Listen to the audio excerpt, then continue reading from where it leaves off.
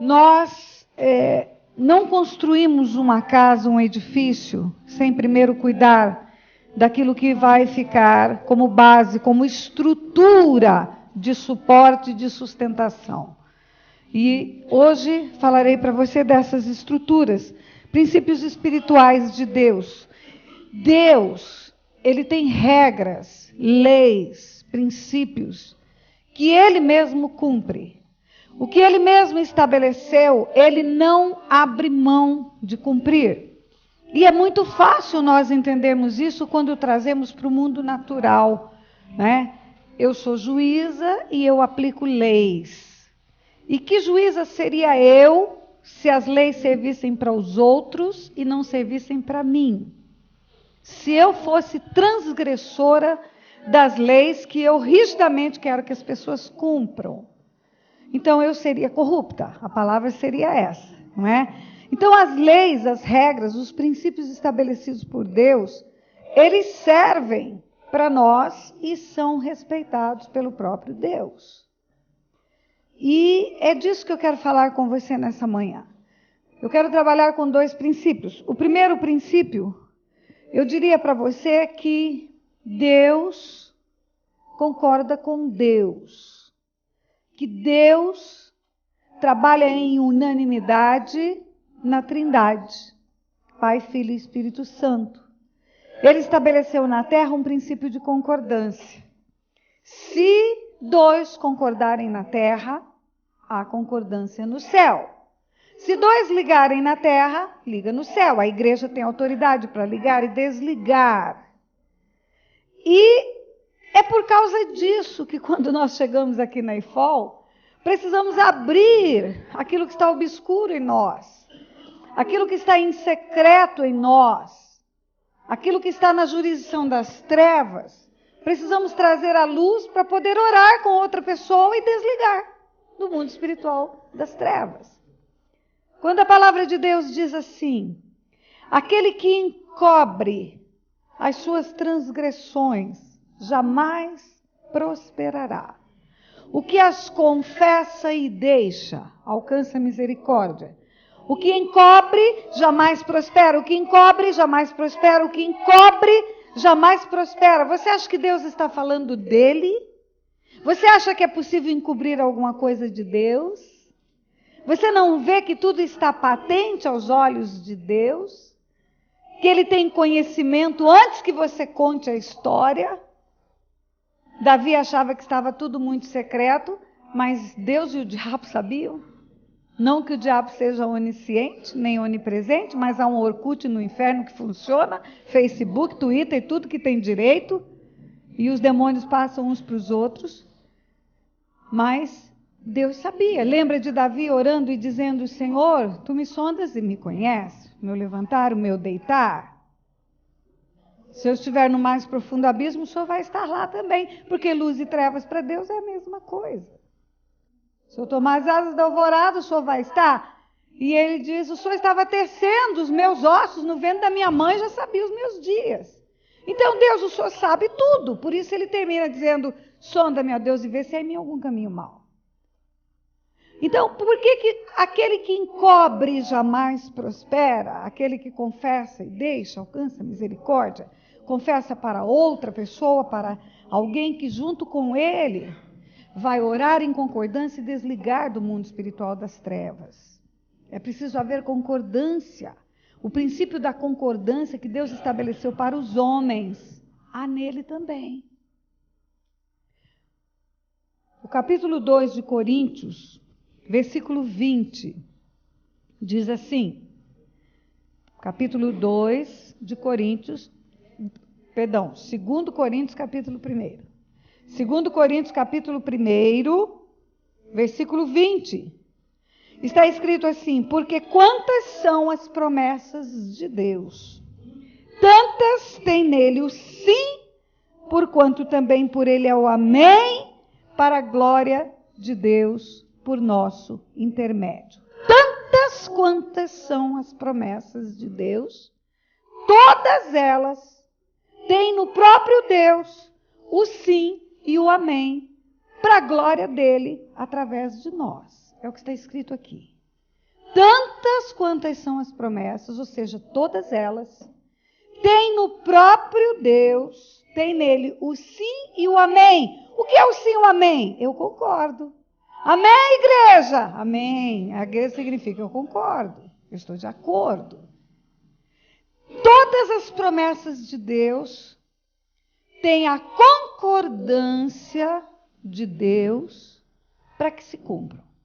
É preciso que ele concorde com a promessa dele para que essas promessas venham e se tornem realidade na nossa vida. Aí, você vai para outro versículo, que está em 1 João, capítulo 5, primeira epístola de João, capítulo 5, versículos 7 e 8, que diz assim: pois há 3 que dão testemunho no céu: o Pai, a Palavra e o Espírito Santo. E esses 3 são um. Eles são um, mas eles têm personalidades diferentes. Um é Pai, um é Filho e um é Espírito. E eles são um. É uma trindade de um só Deus. Temos aprendido isso desde a mais tenra infância. Deus é triuno, é composto de uma trindade santa, Pai, Filho e Espírito Santo. Essa trindade se manifestou literalmente no Jordão. Jesus estava sendo batizado por João Batista. Era visível, era Emanuel, encarnado, pisando na terra como homem. A voz do Pai foi ouvida como um trovão: esse é o meu Filho amado, em quem me compraz. O Pai no céu, testificando que esse que estava na terra era o Filho. São independentes, são diferentes. Independentes não, são pessoas distintas. E o Espírito de Deus desce em forma corpórea, visível como uma pomba. E ali a trindade é manifesta na terra: Pai, Filho e Espírito Santo. E aqui diz, são 3 pessoas. 3 que dão testemunho no céu: o Pai, a Palavra e o Espírito. A Palavra é o Filho. Lembra? É o Verbo que se fez carne, veio e habitou entre nós. A Palavra e o Filho são a mesma pessoa. É o Verbo. E aí diz assim, e há 3, e são 3, são eles, que testificam na terra: o Espírito, a água e o sangue. E os três são unânimes, num só propósito. Então, aqui está escrito assim: Pai, Filho e Espírito Santo no céu dão testemunho. Eles fazem a mesma manifestação da glória, da graça, do poder, da autoridade. Eles testemunham das coisas celestiais. A trindade nos céus, ela tem uma ligação para testemunhar a divindade. E na terra, elas são unânimes num só propósito. O que é unanimidade, igreja? Concordância plena. Não há discordância. É uma só língua, uma só palavra. Então, quando você lê o texto anterior, que Deus é o sim e o amém para todas as suas promessas, Ele mesmo concorda com as promessas dele, está falando que Pai, Filho e Espírito Santo estão sempre de acordo para que as promessas de Deus se cumpram na nossa vida. Há uma concordância, Pai, Filho e Espírito Santo juntos, trabalhando para que os céus venham para a terra, para que as promessas de Deus se tornem realidade.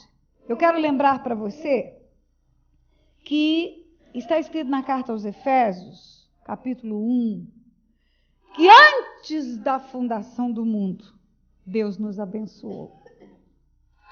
Antes de fazer o mundo, e pela presciência de Deus, porque na onisciência dele, existe uma presciência, ele tem conhecimento prévio das coisas. antes de você saber que estaria sentado aqui nessa sala, ele já sabia. Imagine assim, imagine que isso aqui é uma quadra de uma cidade, 4 ruas de uma cidade. Imagine que isso aqui, no meio dessa quadra, tem um palanque.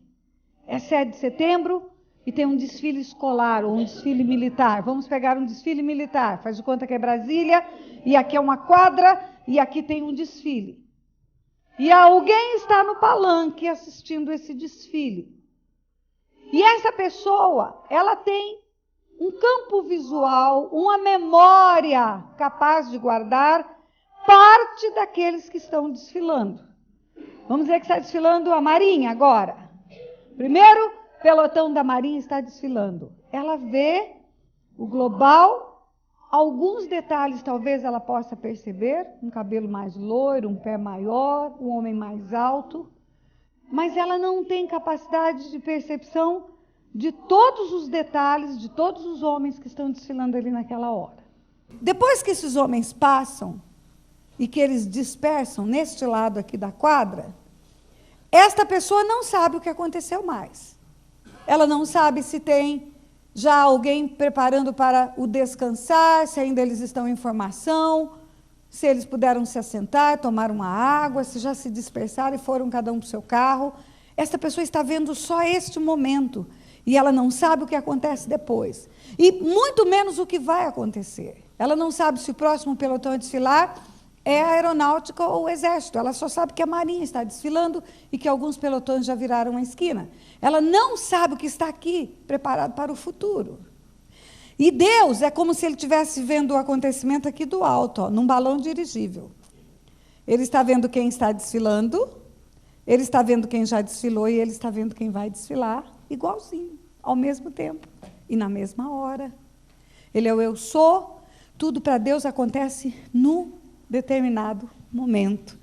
Porque ele sabe, pela sua onisciência e pela sua presciência, tudo.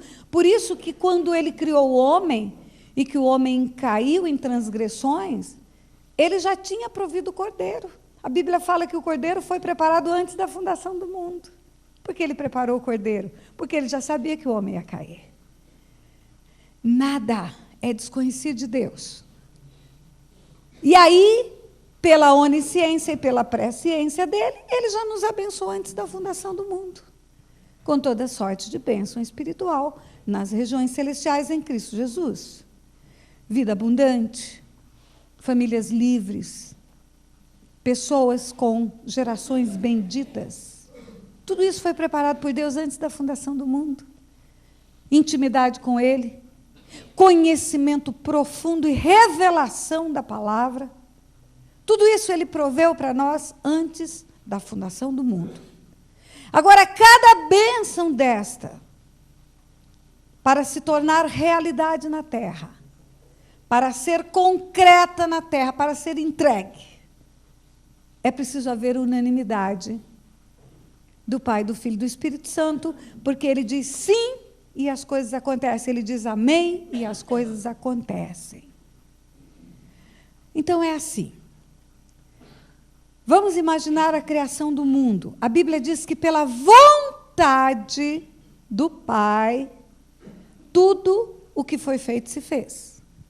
Pela vontade do Pai, o que não existia foi chamado à existência. Das coisas invisíveis tornaram-se visíveis. Por que Deus quis criar um mundo visível? Por que Deus quis criar um mundo natural? Deus precisava desse mundo natural?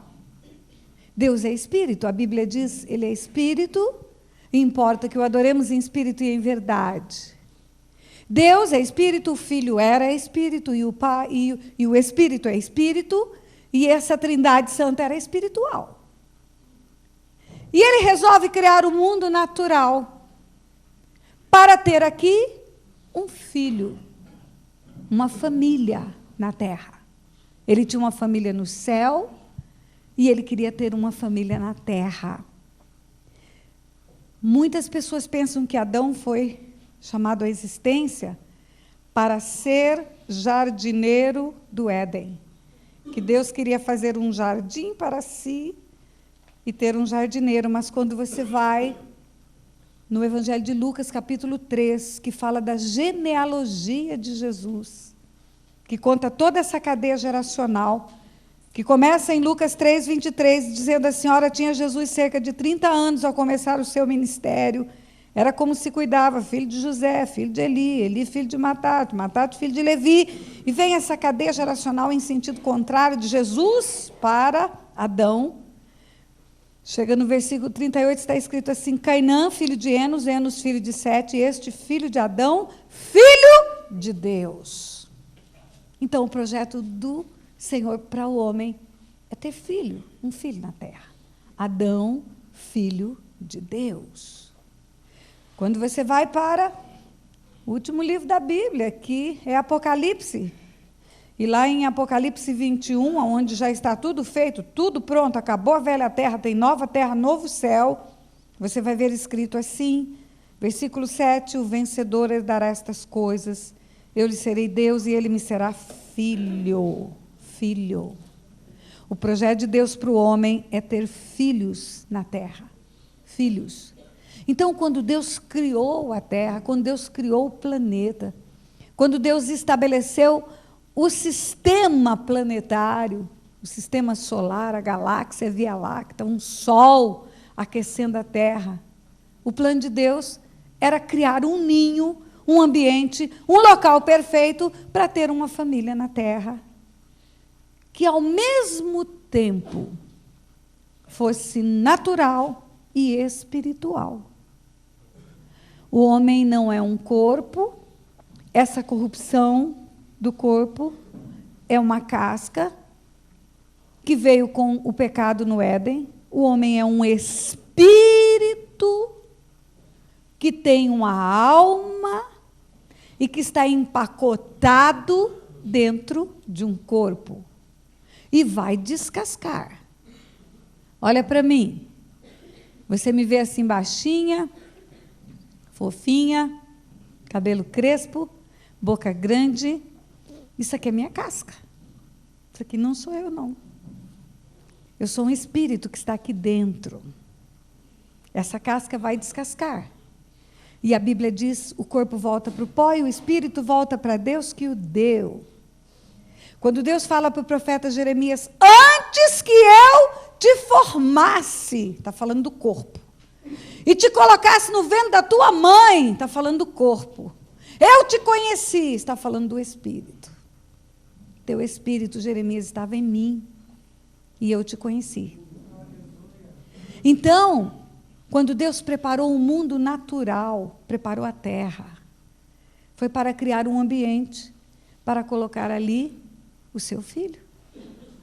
Imagine a criação, imagine uma cena assim, como um artista que vai entrar num palco para pintar uma tela publicamente. Imagine as luzes todas apagadas, o público todo sentado.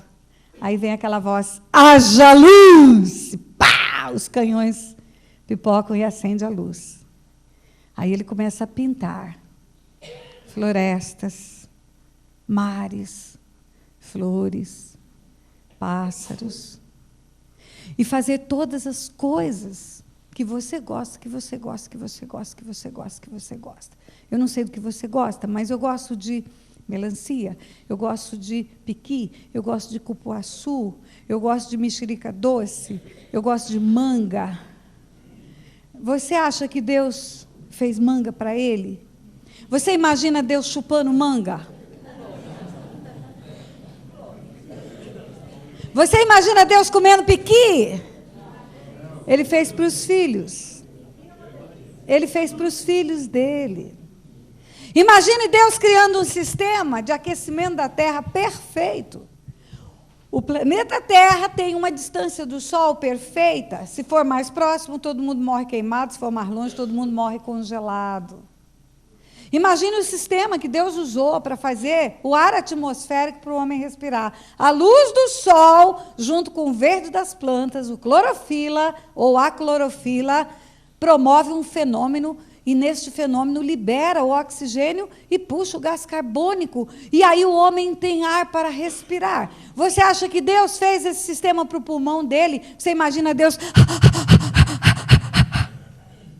Para nós. tudo para nós. Você imagine Deus idealizando as jazidas de petróleo no subsolo. Você acha que Deus precisa encher o tanque do carro dele? Tudo para nós, absolutamente tudo. Tudo que foi criado, tudo, absolutamente tudo, no mundo natural. O coração de Deus sonhou para o homem.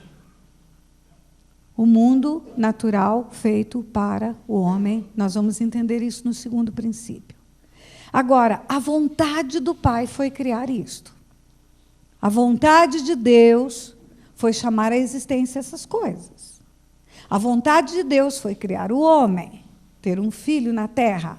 Alguém que fosse espiritual para linkar-se com ele, e fosse natural para pisar na terra.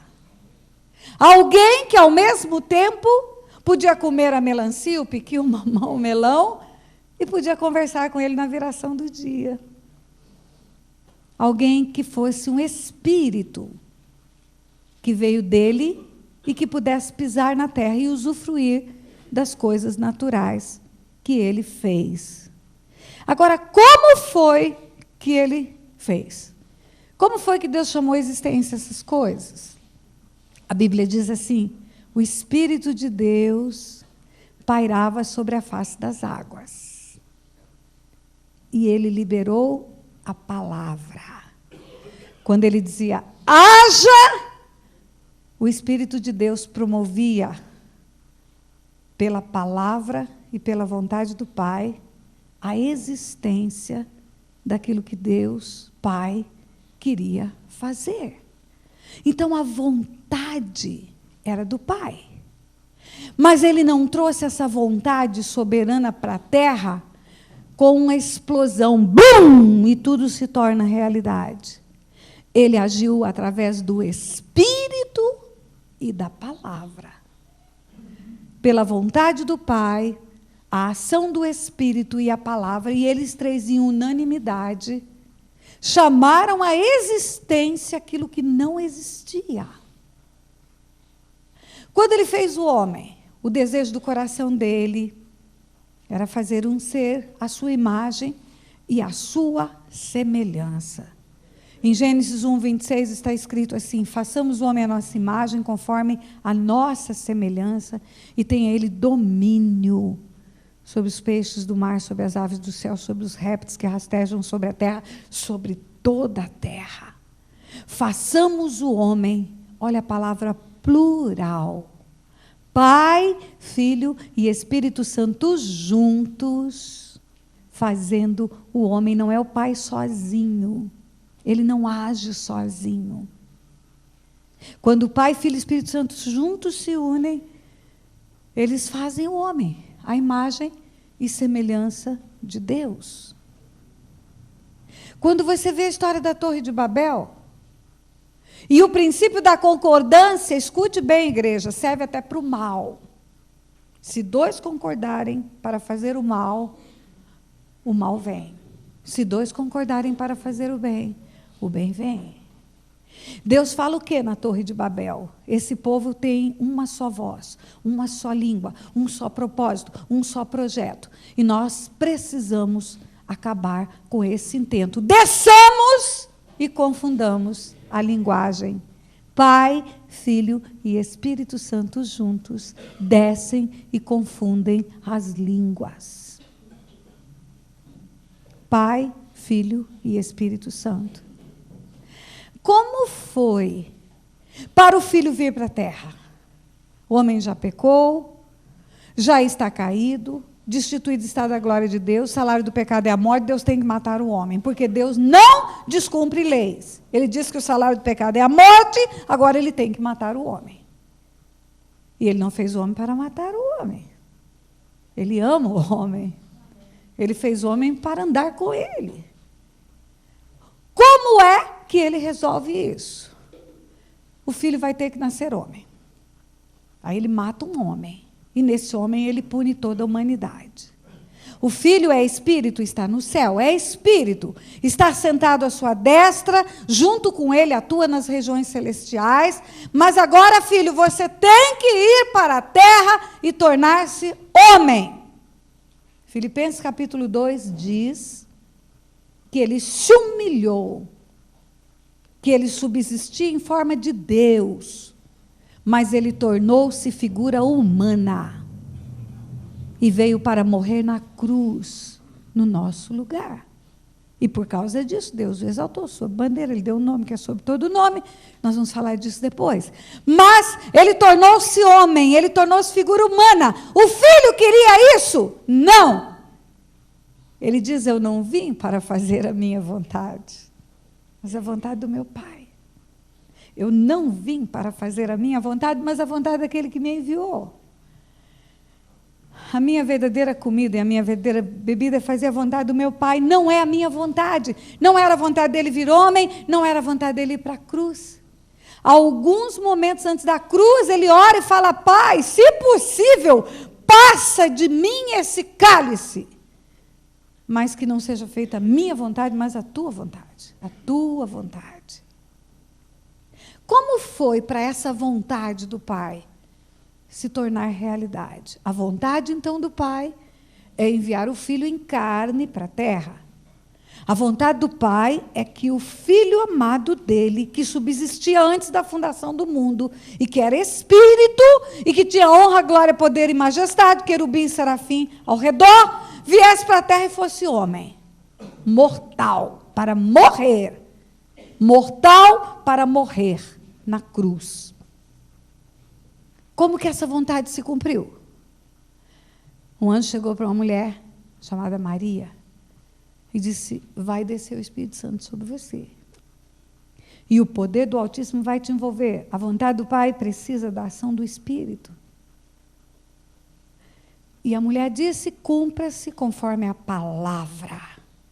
A vontade do Pai, a ação do Espírito e a palavra trazem os céus para a terra. O Filho de Deus vem para o ventre daquela mulher.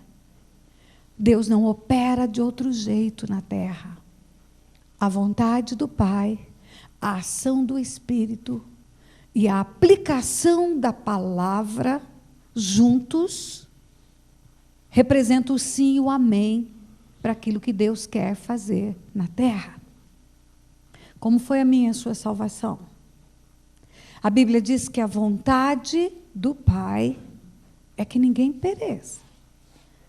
A vontade do Pai é salvar o mundo. A Bíblia diz que Ele enviou o Filho ao mundo para salvar o mundo. O Filho não veio para julgar o mundo. O Filho veio para salvar, porque o mundo já está perdido.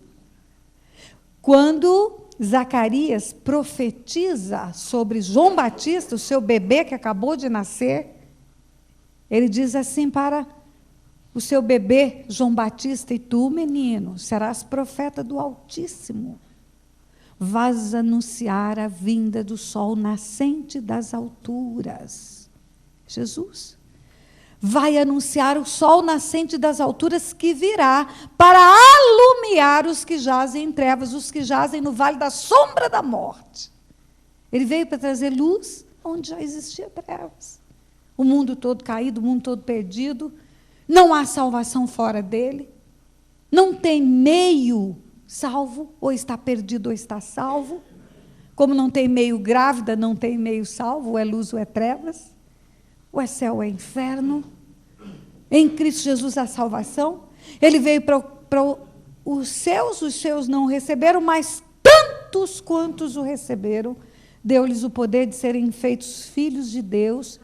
Volta para a posição, volta para casa, volta a ser filho, volta para a herança original do Éden. Agora, a vontade de Deus é que isso aconteça com todo mundo, que todo mundo volte para casa.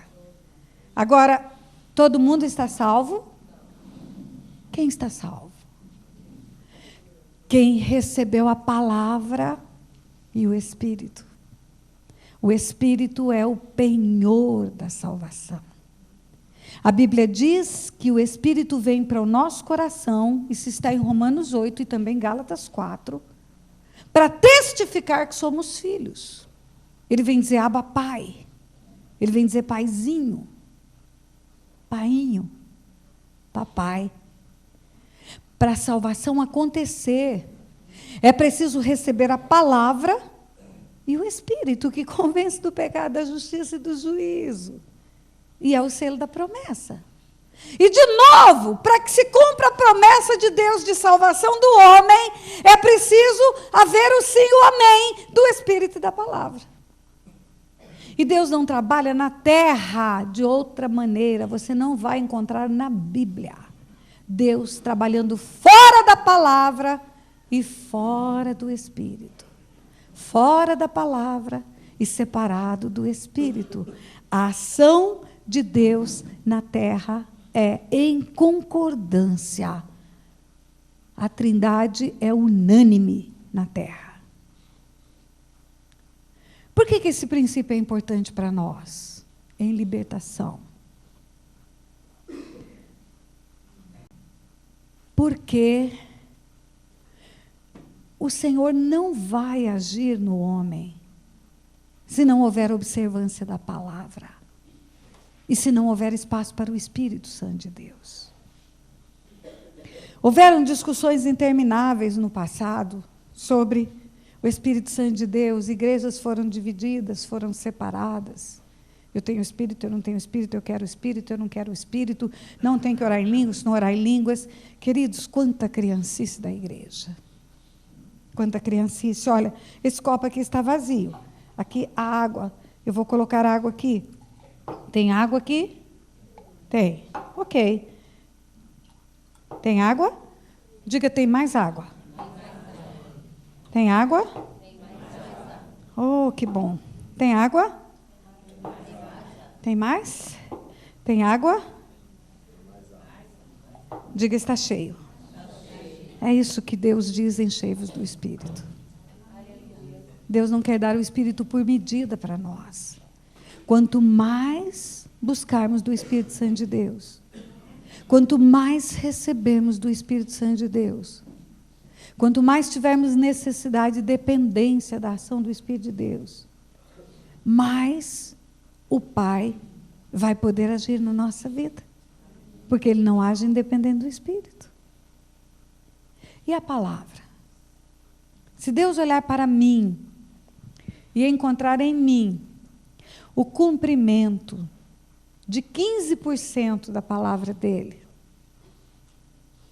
Ele só pode realizar 15% das promessas dEle na minha vida, porque Ele não trabalha fora da palavra. Se Deus olhar para mim e encontrar 40% de obediência à palavra, Ele vai realizar 40% do cumprimento da vontade dEle. Queridos, não adianta jejum, oração, joelho crequento, sem obediência à palavra. A Bíblia fala na carta aos Hebreus o seguinte, olha. Eu disse a você que o Filho não quis vir para o mundo, e não quis ir para a cruz, e não quis mesmo. A gente vê aquela oração de lágrimas do Getsêmani, Pai, se possível passa de mim esse cálice. Aquela oração é pouca, porque nem tudo que aconteceu foi escrito.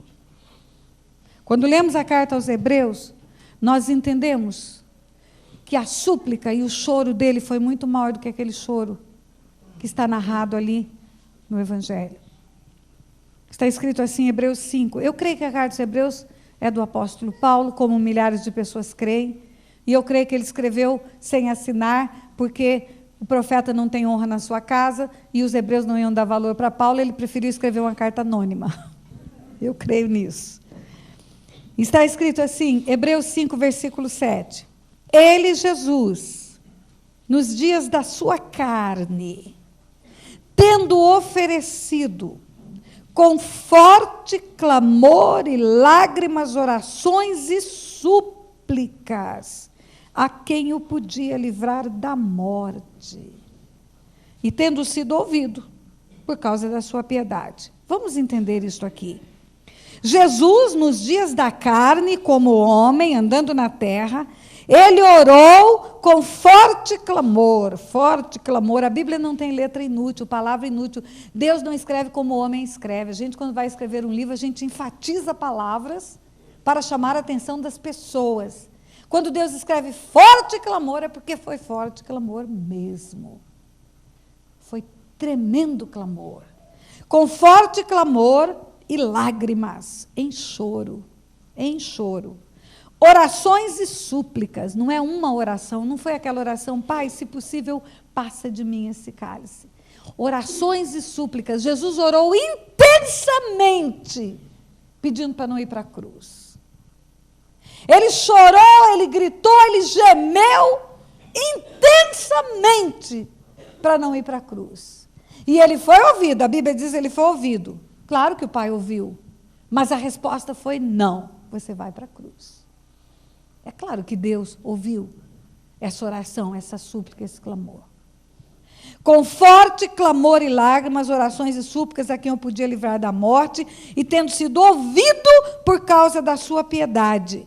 Foi ouvido nas suas orações, foi ouvido na sua súplica, no seu desespero. O Pai ouviu o Filho e disse, não, você vai morrer na cruz no lugar do homem, porque eu quero salvar o homem. E embora sendo filho, aprendeu a obediência, diga obediência, pelas coisas que sofreu, e tendo sido aperfeiçoado, quer dizer, ele tornou-se melhor. Quando ele ressuscita dentre os mortos, ele fala, todo poder me foi dado nos céus e na terra. Ele tornou-se Senhor dos senhores, Rei dos reis. Diante dele hoje todo joelho se dobra, toda língua confessa que ele é o Senhor. Ele tornou-se o autor da salvação eterna para todos os que lhe obedecem, está escrito aqui. Presta atenção, igreja. Ele não queria morrer no seu lugar e no meu lugar. E ele obedeceu o Pai. E porque ele obedeceu o Pai, ele tornou-se o autor da salvação eterna para todos os que lhe obedecem. A obediência é que leva o homem de volta para Deus. A desobediência tirou o homem do Éden. Éden significa presença de Deus. E a obediência traz o homem de volta para a presença de Deus em Cristo Jesus. Ele não tornou-se o autor da salvação eterna para todo mundo que levanta a mão, não é isso que está escrito. Ele não tornou-se o autor da salvação eterna para todos os que têm o nome escrito no rol de membros da igreja. Ele não tornou-se o autor da salvação eterna para todos aqueles que se batizam, que dão o dízimo, que pregam a palavra, que são levitas, que trabalham no reino. Muitos que trabalham no reino vão ouvir, aparta-te de mim, vós que praticais a iniquidade, vocês não me obedecem. Vocês não fazem o que eu mando. Vocês me chamam de Senhor, Senhor, Senhor, mas vocês fazem o que vocês querem.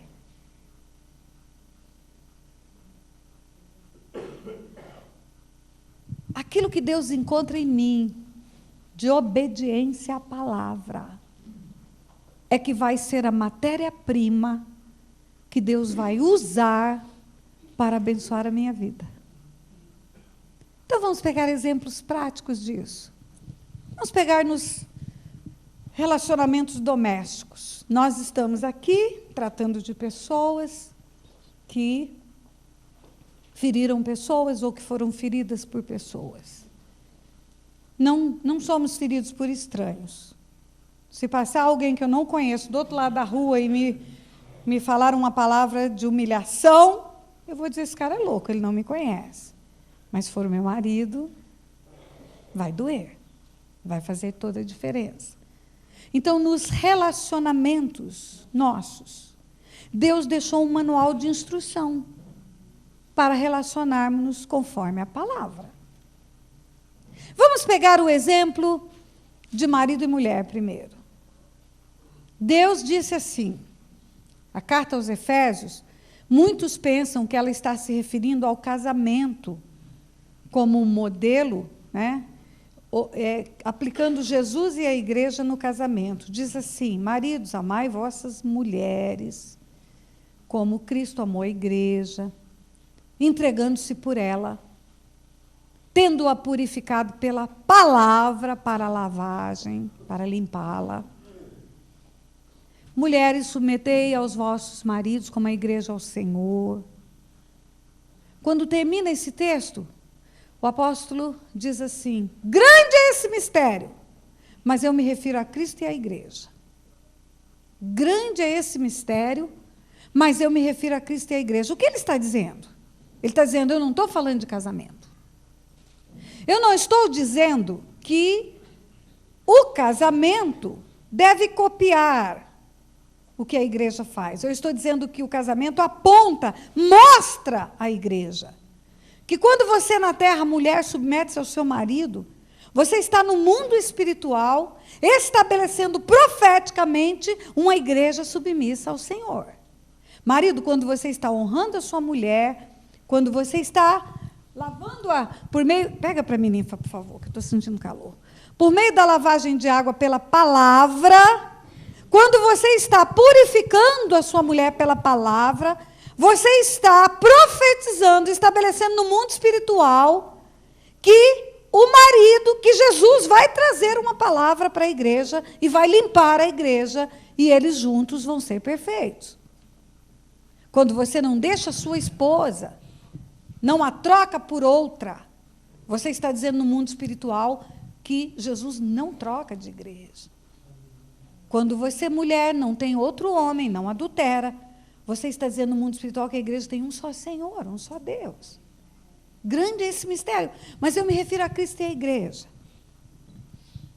Ora, vamos pegar esses papéis colocados por Deus. Deus diz assim: maridos, amai vossas mulheres como Cristo a igreja, deu a sua vida, entregou-se por ela, amou-a, deu o próprio corpo por ela e lavou-a pela palavra, purificando-a pela palavra. Sabe o que isso significa? Que os homens, os maridos, têm um papel espiritual, sacerdotal no lar. Você já escutou isso tantas vezes, mas eu quero te dar cores novas para isto. Você é a cobertura da sua casa. Você é o teto da sua casa. Você é o valente da sua casa. Você é aquele que traz a vida de Deus para o seu casamento. Ou o inferno para o seu casamento. Quando Deus colocou Adão no Éden, Deus disse para Adão: guarda o jardim. Guarda do quê? Você precisa guardar alguma coisa que não corre perigo? Não. Guarda, porque o inimigo está na terra, ele já foi expulso do céu. Ele está ao derredor, rugindo como um leão, buscando a quem possa tragar. Guarda o Éden, Adão. Guarda. Aí eu pergunto para você, homem, onde estava Adão quando Satanás entrou no Éden e ele não viu? Onde estava Adão quando a mulher dele estava conversando com o diabo e ele não viu? Ele estava negligenciando o papel sacerdotal dele, de guardião, de cobertura, de protetor. Na prática, o que isso significa, pastora? Significa que o homem tem que orar pela sua casa, orar pela sua esposa, orar pelos seus filhos, espiritualmente ficar atento, ligado para as ações do mal na sua casa, ter a responsabilidade de fechar as portas pelas quais o inimigo entra.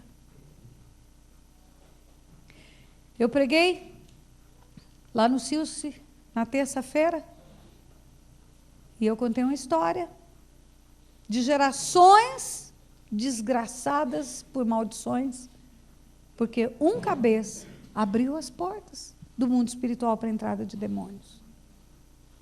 Na prática, gerações foram afligidas. Quando Deus fala isto, maridos, assumir esse papel como Cristo diante da igreja. É como a cobertura espiritual sobre o seu lar. Marido que fala para a mulher assim, vai para a reunião de oração, querida. E ele nunca vai. Ou ele nunca ora. Ele não precisa ir para a reunião de oração se ele orar em casa. Mas eles têm uma dificuldade. E ele não ora. Ele diz, querida, ore por mim. Ele está transferindo esse papel sacerdotal para a esposa dele. Ela sabe a Bíblia, ela vai nos cursos, ela vai nos eventos. Esta IFOL é a primeira IFOL que tem mais homem do que mulheres. É a primeira. Glória a Deus por isso. É a primeira escola que tem mais homem do que mulheres. Glória a Deus. Isso significa que Deus está fazendo algo tremendo no meio das famílias da igreja. Ou então vamos inverter. A mulher não é submissa ao marido. A mulher não se rende à palavra de Deus. Ah, porque eu estudei, porque eu sou isso, porque eu sou aquilo. Gente, eu sou juíza. Eu sou autoridade. Eu já estive dentro da casa do Walter, ele é testemunha. Eu já estive dentro da casa da pastora lá em Recife, onde essa moça estava hospedada. A minha submissão ao meu marido é total. Eu não saio de casa sem a bênção dele. Se ele não orar e me abençoar para fazer alguma coisa, eu não faço. Não saio. Eu tenho convicção de que isto é necessário para que as promessas de Deus se cumpram na minha vida. Ah, mas o meu marido não viu, não enxergou, e eu preciso fazer por ele. Você vai entender quando eu falar sobre coração enganoso aqui, que o homem não vê como a mulher vê, que Deus fez a mulher diferente do homem, mas mesmo assim, Ele colocou essa mulher para ser ajudadora idônea desse homem. E ajudá-lo naquilo que ele não vê, que ele não enxerga, que ele não percebe, e que ele não pode fazer. E quando a mulher não compreende isso, e ela ultrapassa os limites de autoridade, sabe o que acontece? Ela não respeita o marido, e ela leva os filhos a não respeitarem o marido. E os filhos a desrespeitá-la também. Uma cadeia de autoridade é quebrada, e o marido é o cabeça, porque a Bíblia diz que Jesus é o cabeça da igreja, o marido é o cabeça da família, é o cabeça da esposa. Ela quebra essa cadeia de autoridade, sabe o que acontece? Arrebenta daí para baixo, ninguém respeita ninguém nessa casa. Aí sabe o que acontece, queridos? Pode ir para a reunião de oração, pode dobrar o joelho, pode ficar crequenta, pode orar em línguas, pode sapatear, pode quicar, pode fazer tudo. Não tem resposta das promessas de Deus. Porque Deus só diz sim, amém, para as suas promessas quando a palavra e o Espírito estão em unanimidade com Ele. Entende o que eu quero dizer para você? Vamos pegar os filhos. Você vai ministrar uma pessoa e há uma rebelião. Você vai ministrar uma pessoa rebelde. Meu pai me bateu, meu pai me espancou, meu pai me estuprou, meu pai me maltratou. A palavra de Deus diz o quê? Perdoa. Não tem alternativa.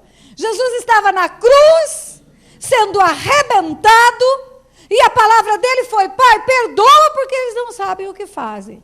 Para o crente só tem duas alternativas, perdoar e interceder. Perdoa, Pai, porque ele não sabe o que faz. Perdoa porque meu pai é um endemoniado, precisa de libertação. Perdoa porque a minha mãe também precisa de libertação. Perdoa porque não sabe o que faz.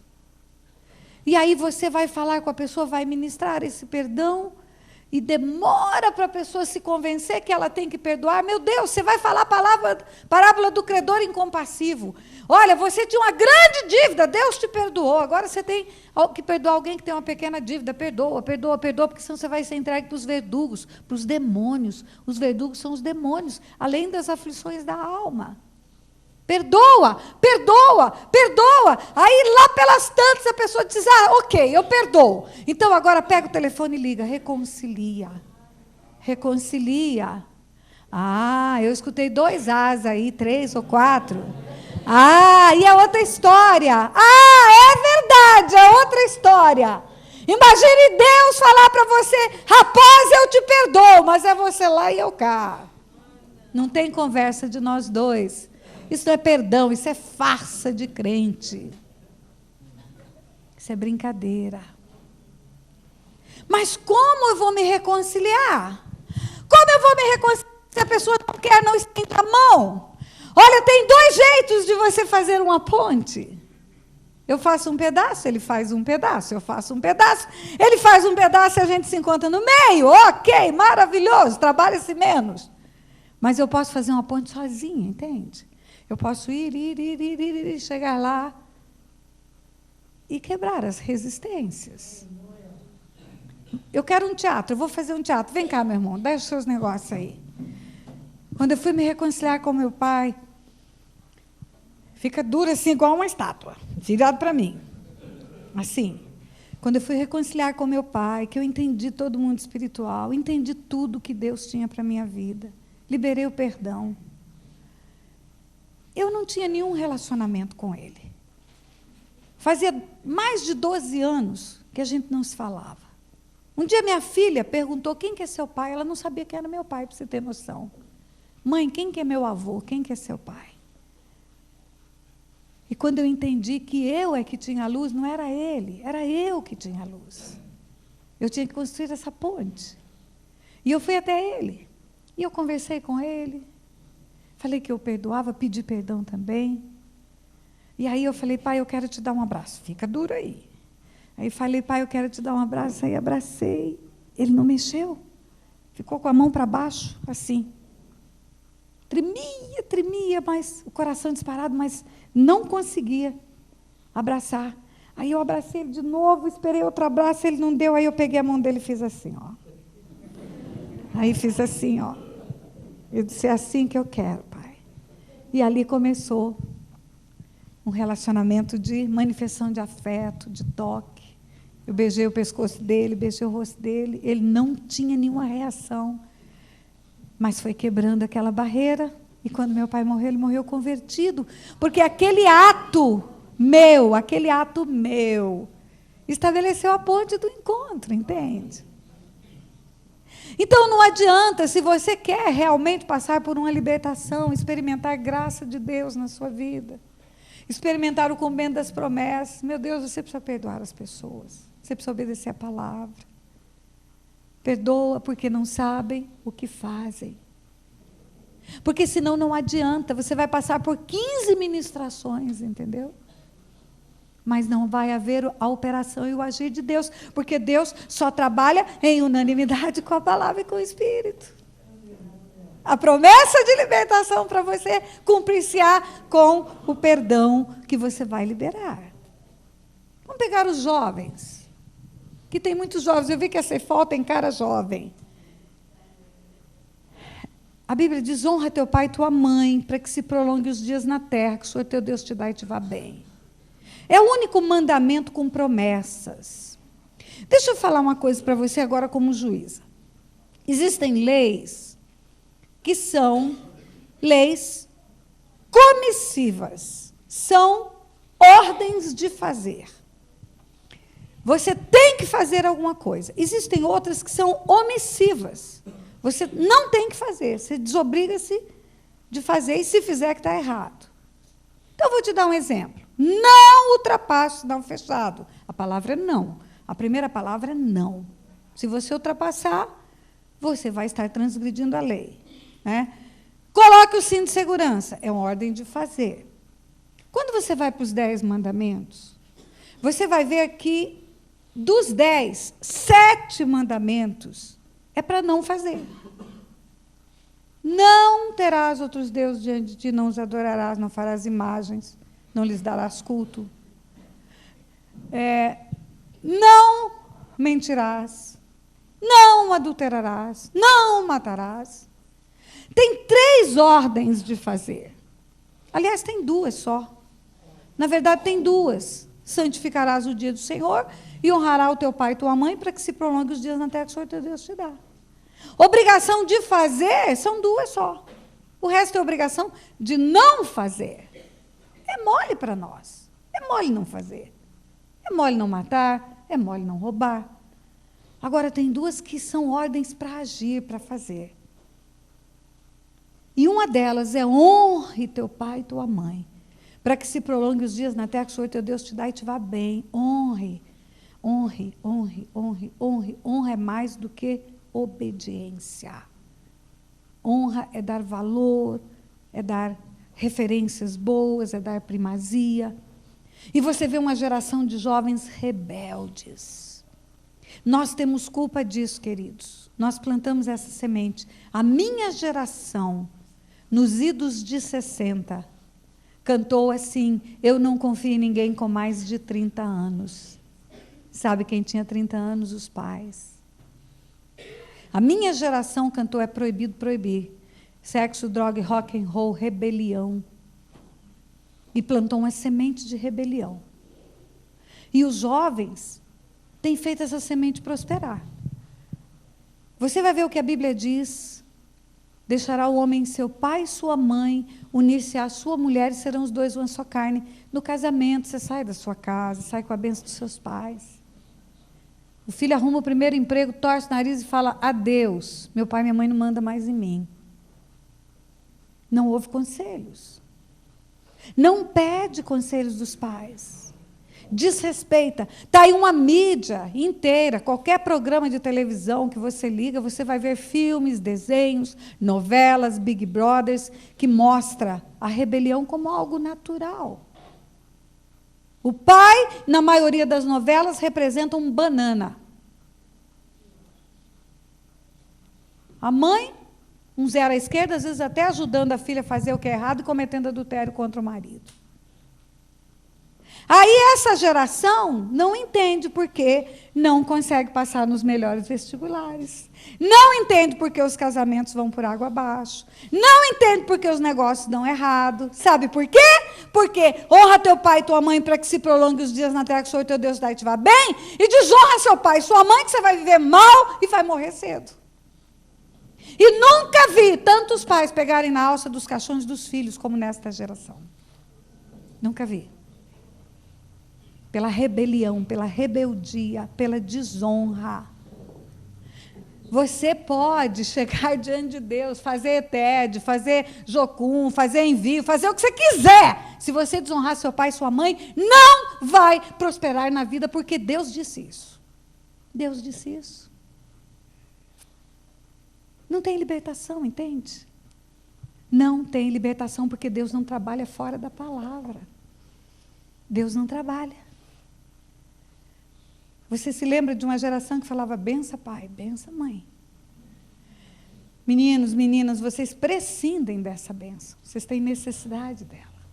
Isso não é coisa de gente antiga, não. Isso é coisa da palavra de Deus. Vocês precisam dessa bênção, para que as coisas comecem a caminhar na terra.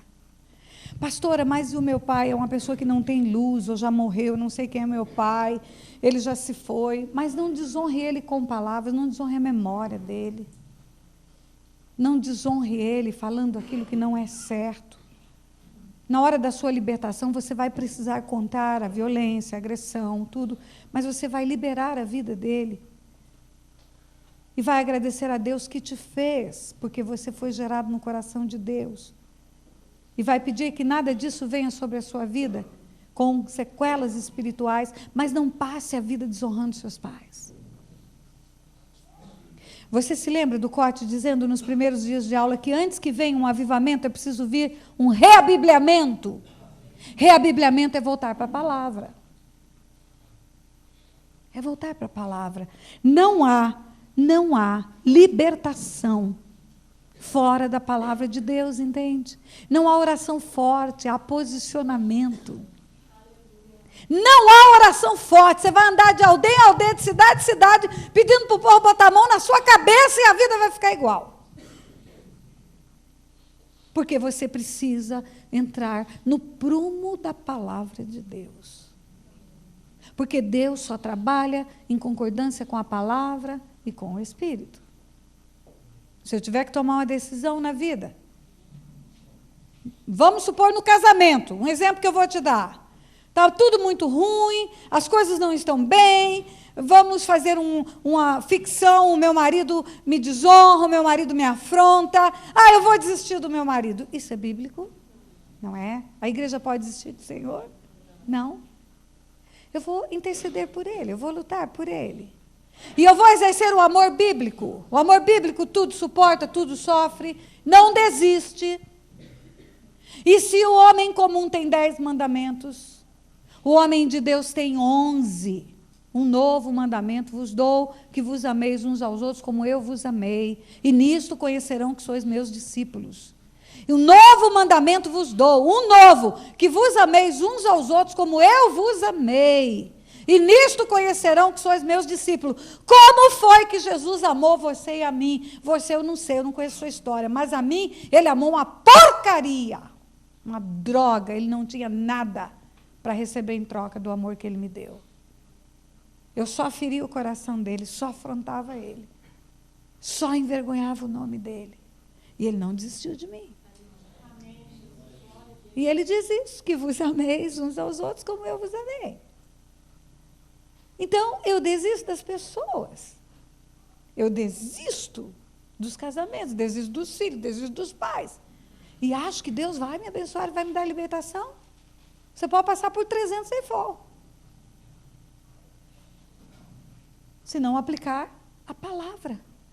Apliquei a palavra no meu coração para não pecar contra o Senhor. Lâmpada para os meus pés e luz para o meu caminho é a tua palavra. A palavra. A palavra. Então, se eu tenho uma decisão para tomar, e esta aqui é a minha vontade. Meu Deus, meu marido está aprontando comigo, fazendo tudo errado, é traição, é vergonha, é humilhação, não trabalha. E aqui do outro lado tem um juiz cheio de dinheiro também, entendeu? Bonito, novo, e doido para casar comigo. Eu vou desistir desse marido e vem aqui. Se a minha vontade prevalecer ao invés da vontade de Deus, todas as bênçãos da minha vida vão desaparecer. Todas. Porque a bênção de Deus, que já está preparada antes da fundação do mundo, para a minha vida, ela se torna realidade quando Deus diz sim e amém para essa bênção. E sabe quando Deus diz sim, amém? Quando eu digo, Senhor, não a minha vontade, mas a tua vontade. Amém. A Bíblia diz que porque Jesus se humilhou, ele subsistiu em forma de Deus e ele obedeceu ao Pai e veio como homem. Ele não queria morrer, obedeceu ao Pai, morreu. Por causa disso, Deus o exaltou sobremaneira e lhe deu um nome que é sobre todo nome, diante do qual todo joelho se dobrará e toda língua confessará que Jesus Cristo é o Senhor, para a glória de Deus Pai. Sabe o que isso significa? Que na obediência o resultado é infinitamente menor do que qualquer um pensa. Deus vai dar mais do que qualquer pessoa está buscando quando ela entra na zona da obediência. Da obediência. Amém? Quando você tiver que tomar uma decisão, e aqui talvez você tenha que voltar desse lugar e tomar decisões. Você está sendo confrontado em muitas coisas. E aqui está a tua vontade, está a palavra de Deus, e a vontade de Deus manifesta pela palavra. Se você deixar que a tua vontade prevaleça e não a de Deus, nada vai acontecer na sua vida. Porque Deus não vai operar pela tua vontade, Deus vai operar pela palavra dele. Eu falei no início da aula que falaria sobre 2 princípios que Deus estabeleceu e que Ele mesmo respeita para agir na terra, para operar, para abençoar, para atrair os céus para a terra. O primeiro princípio que nós vimos é que Deus concorda com Deus, Deus age em unanimidade dentro da Trindade. E o segundo princípio é que Deus opera através dos homens. Este é o segundo princípio. Deus na terra opera através dos homens. O Salmo 115, versículo 16, diz assim: os céus são os céus do Senhor, mas a terra deu a ele aos filhos dos homens. E quando você vê a gênese da criação do homem, a criação do homem, você vai ver literalmente aquele texto que eu falei, Gênesis 1, 29, 26. Também disse Deus: façamos o homem à nossa imagem, conforme a nossa semelhança, E tenha ele domínio sobre os peixes do mar, sobre as aves do céu, sobre os animais domésticos, sobre toda a terra, sobre todos os répteis que rastejam pela terra. Criou Deus, pois, o homem à sua imagem, a imagem de Deus o criou, homem e mulher os criou.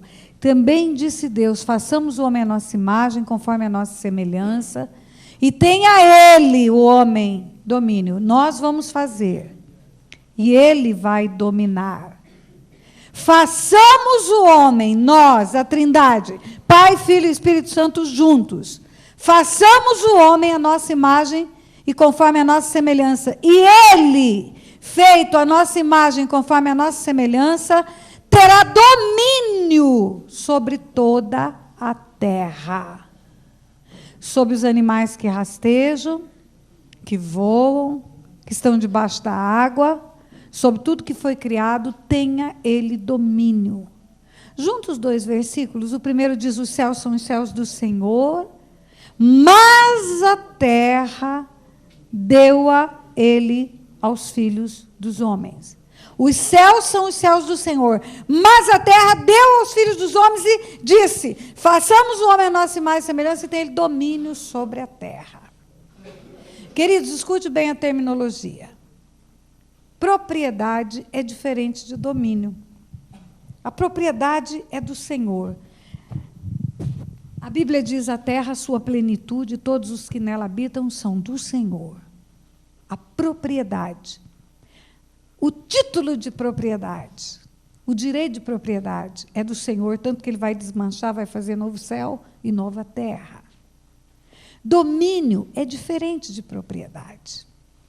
Domínio é uma posse autorizada, no caso do homem, de gerir, administrar, fazer acontecer. Quando você tem um imóvel, você é o proprietário. O registro no cartório está em seu nome. Mas você pode dar o domínio dessa casa para um filho morar. Eu tenho 2 imóveis que estão no domínio de filhos. Eles moram lá. E o título de propriedade é meu. O IPTU sai no meu nome. A casa é minha, o registro de imóvel é meu. Não vou dar a posse antecipada de herança para eles. Mas eles podem morar agora. Eu deixo que eles morem. Domínio. O domínio é deles. Eles administram. Eles estabelecem onde os móveis ficam. Eles recebem quem eles querem. Eles pintam as paredes das cores que eles querem. Eles mudam a decoração como eles querem. É o domínio deles. A propriedade é minha, o domínio é deles. E Deus entregou o domínio da terra para os homens. E quando você lê o versículo bíblico de novo, também disse Deus, façamos o homem a nossa imagem, conforme a nossa semelhança, e tem ele domínio. Domínio sobre os peixes do mar, sobre as aves do céu, sobre os animais domésticos, sobre toda a terra, sobre todos os répteis que rastejam pela terra. Tem ele domínio sobre a terra e sobre os seres que foram criados antes dele. Aí eu quero dizer uma coisa para você. Presta atenção. Há algum tempo atrás, no Brasil, uma moça sofreu de uma doença chamada anorexia. Ela olhava no espelho, o nome dela eu acho que era Caroline, uma modelo, ou Jaqueline, alguma coisa assim. Ela olhava no espelho e ela se via gorda, e ela era magra. E ela reduziu a alimentação e foi ficando doente. E ela olhava no espelho e se via gorda, mais gorda, e ela estava mais magra. E ela reduziu a ponto de ficar com um alface, um tomate e um creme cracker. E foi ficando enferma, faltando nutrientes. E ela olhava no espelho e se via gorda e foi tirando a alface. Daqui a pouco ela tira o tomate, ela tira o creme cracker. E continua se vendo gorda quando ela já está esquelética. E ela morre. O espelho mandou para ela uma imagem mentirosa de quem ela era. E ela acreditou naquele espelho. A imagem real dela era outra. A identidade nossa, muitas vezes, é trazida à nossa memória, ao nosso coração, ao nosso espírito, de uma forma desvirtuada pelo diabo. E nós acreditamos que somos aquilo que o diabo diz que nós somos, e não aquilo que verdadeiramente somos, que Deus diz que somos. Então eu quero desmanchar agora uma mentira do diabo que vem por séculos estabelecendo na humanidade um padrão mentiroso diferente do padrão de Deus. Nós aprendemos na escola, nossos pais aprenderam, nossos avós, nossos filhos estão aprendendo, e os meus netos também, que o homem é um animal racional porque pensa. O homem é um animal racional porque pensa. O homem é um animal, então. Ah, então pronto. Se o homem é um animal, não fica difícil vir um homem chamado Darwin e estabelecer a teoria da evolução. O homem é um animal, a ameba é um animal. O homem é um animal, o macaco é um animal. Ele evolui de ameba, chega até macaco, e depois se transforma no Homo erectus e vira homem. E tudo é animal em diferentes estágios da vida animal. Também não fica difícil o homem ter doenças de animais. Gripe suína, peste bubônica, gripe do frango, doença da vaca louca, tudo é doença de animal. O homem é um animal. Então, ele pode ter doenças de animais. O que a Bíblia diz? A Bíblia diz: o homem foi criado por Deus, é a imagem e semelhança de Deus, para dominar sobre todos os animais que já estavam criados quando Deus fez o homem. Deus já tinha criado todos os animais na face da terra. E Ele cria um ser especial, a imagem e semelhança dEle. É um espírito que tem uma alma, o espírito para relacionar-se com o mundo espiritual. O homem é um espírito e ele linka-se com o mundo espiritual por causa disso, ou com o céu ou com o inferno, ou com anjos ou com demônios. O homem é espiritual, tudo que ele faz é espiritual. A palavra dele é espiritual. Os movimentos dele é um espírito se movimentando na terra. Tudo que o homem faz é espiritual. Um dia Deus falou assim: não é bom que ele esteja só. Falei a uma ajudadora que ele seja idônea. Quando Deus fala só, não era o espírito, era a alma. O espírito linkava-se com Deus e conversava com Deus na viração do dia. Mas a alma do homem estava só, porque a alma foi criada por Deus para relacionar-se com outros homens. Com a sua esposa, com os seus filhos, com os seus amigos, com as outras pessoas semelhantes a ele. E quando Deus fez o homem, o fez para ser na terra um cooperador dele. Através desse homem, ele agir na terra.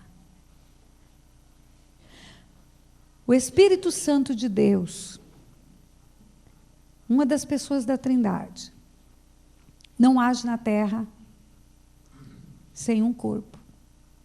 Deus não age na terra como um fantasma. O Filho, para pisar na terra, precisou ganhar um corpo. Ele não queria. Deus não opera no mundo natural, naquilo que foi criado, visível, chamado a existência do invisível, sem o homem. Deus não opera na terra sem este filho que ele estabeleceu na terra. E esse filho que ele estabeleceu na terra é um quarto reino. A humanidade criada por Deus na terra, que se linka com o céu. O projeto original de Deus: façamos o homem à nossa imagem, conforme a nossa semelhança. E tenha ele domínio e governe em parceria conosco aqui no céu. Era um quarto reino. Não tem só 3 reinos na terra: animal, vegetal e mineral, como estudamos. Tem um reino sacerdotal. Tem um quarto reino. Aí você vai entender que quando o filho vai para a cruz e morre e derrama o sangue, restaura esse projeto original de Deus. Digno é o cordeiro de abrir o livro, porque foi morto, e com o seu sangue comprou povos de todas as raças, tribos e nações e os constituiu reino de sacerdotes e reinarão sobre a terra. Você vai ver o apóstolo Pedro dizendo: vós sois raça eleita, nação santa, sacerdócio real, povo escolhido para proclamar as virtudes daquele que vos chamou das trevas para a luz. Vós sois um reino especial. Vós não sois do reino animal. Vós sois um reino especial criado por Deus para linkar-se com o céu e através de vós Deus operar sobre a face da terra. Os céus são os céus do Senhor, mas a terra deu a ele aos filhos dos homens. Ele disse: vós que sois maus, sabeis dar boas dádivas aos vossos filhos, quanto mais o vosso Pai que está no céu. Imagine, eu dou a casa para o meu filho morar. Meu filho Leonardo tem uma casa do mesmo condomínio que eu moro, uma casa que eu morei antigamente, agora eu estou numa nova, e eu entreguei aquela casa para ele ter o domínio. O título é meu, a propriedade é minha, porque tem uma herança, são 2 filhos, vai ter que dividir essa herança um dia. Imagine se eu dou essa casa para meu filho morar, e eu entro nessa casa e digo: muda tudo, não gosto do jeito que está. Ou então eu chego e digo: eu vou receber os meus convidados na tua casa. Ele não quer, aquele dia ele quer ficar deitado na sala, vendo jogo de futebol. E eu vou chegar com visita na casa. Ou então eu imponho naquela casa as cores que eu gosto. Eu gosto de muita coisa enfeitada, muito vaso, muita flor. Minha nora não gosta, mas vai ser do jeito que eu gosto. Você acha que isso seria certo? Não. Isso seria desrespeito, seria afronta. Ele não interfere. Ele deixa o homem governar do jeito que quer e como quer. Ele dá as regras, ele dá as leis.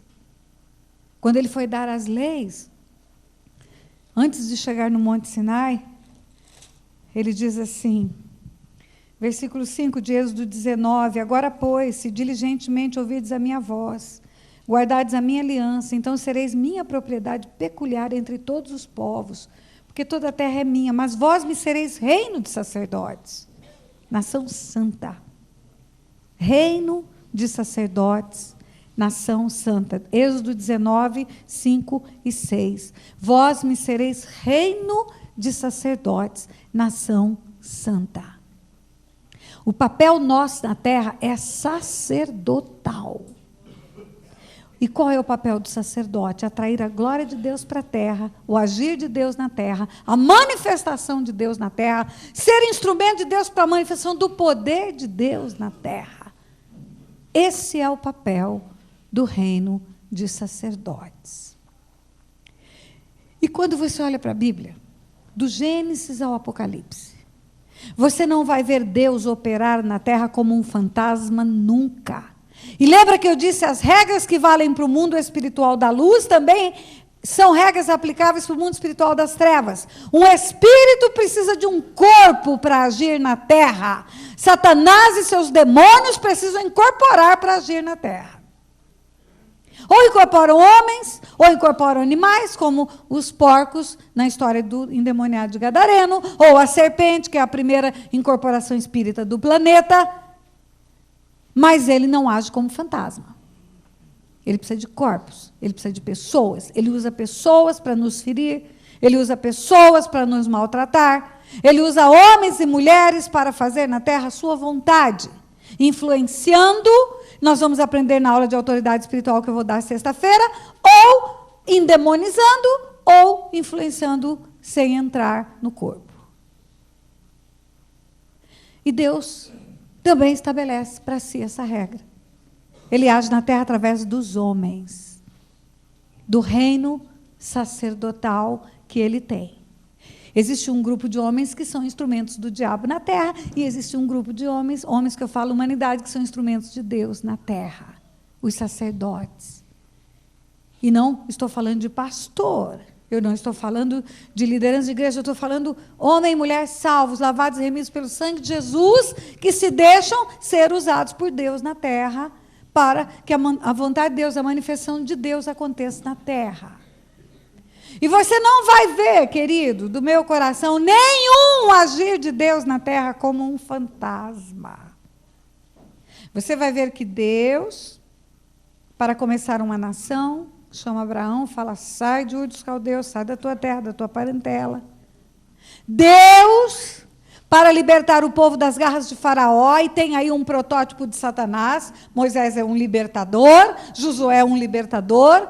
Deus, para libertar o povo dele, usa Moisés. Vai lá e afronta o diabo, afronta Faraó, que é um protótipo do diabo, que é uma alegoria de Satanás. Vai lá e tira o meu povo. Moisés chegou a resistir. Eu, não, Senhor, não sou quem sou eu, falo mal. Vai. E pela instrumentalidade de Moisés, Deus operou. Você vai ver Josué, vai entrar na terra prometida. Deus usa aquele homem para entrar. Você meditou no livro de Josué aqui esses dias. Pela instrumentalidade de Josué, Deus derrubou o aparato dos eus, heteus, heveus, jebuseus, os cananeus, e colocou o seu povo na terra prometida. Você viu quando meditou no capítulo 14 de Josué? Meu Deus, eu amo esse capítulo, uma conversa de Josué e Calebe. Calebe e Josué foram espiar a terra prometida. Deixa eu fazer um parênteses nessa aula. Quando Deus tirou o povo do Egito, que Deus usou Moisés para afrontar Faraó e dizer, deixa o meu povo ir. Faraó ainda perguntou, quem vai? Ele disse, vai todo mundo, vai velho, vai criança, vai novo. Nenhuma unha de um animal vai ficar na mão do diabo, nada. Assim vai ser com vocês. Nenhuma unha de uma galinha que você tem no quintal vai ficar na mão de Satanás. Nada, nada. Quando Deus manda Moisés falar isso para Faraó, a intenção do coração de Deus era tirar todo aquele povo, e colocar na terra prometida, com cidades grandes e fortificadas que eles não edificaram, com casas cheias de tudo de bom que eles não construíram, com poços que eles não abriram, vinhas e olivais que eles não plantaram. Essa era a intenção do coração de Deus. O desejo de Deus, ao tirá-los da escravidão, era colocá-los num lugar de vida abundante, sobrenaturalmente espetacular. A Bíblia fala, no livro de Êxodo, capítulo 13, 37. Assim partiram os filhos de Israel de Ramsés para Sucote. Ramsés era o lugar onde eles estavam presos. Cerca de 600.000 a pé, somente homens, sem contar mulheres e crianças. 600.000 homens, sem contar mulheres e crianças. Gente, era uma multidão, porque cada homem devia ter uns 10, 20 filhos, sei lá quanto. 10 filhos cada homem. Mais as esposas. 600.000 homens, as estatísticas não contavam as mulheres. 600.000 homens, diga comigo, 600.000. 600.000. Foi o que Deus tirou da terra de Faraó para colocar a terra prometida, encher cidades. 600.000 homens.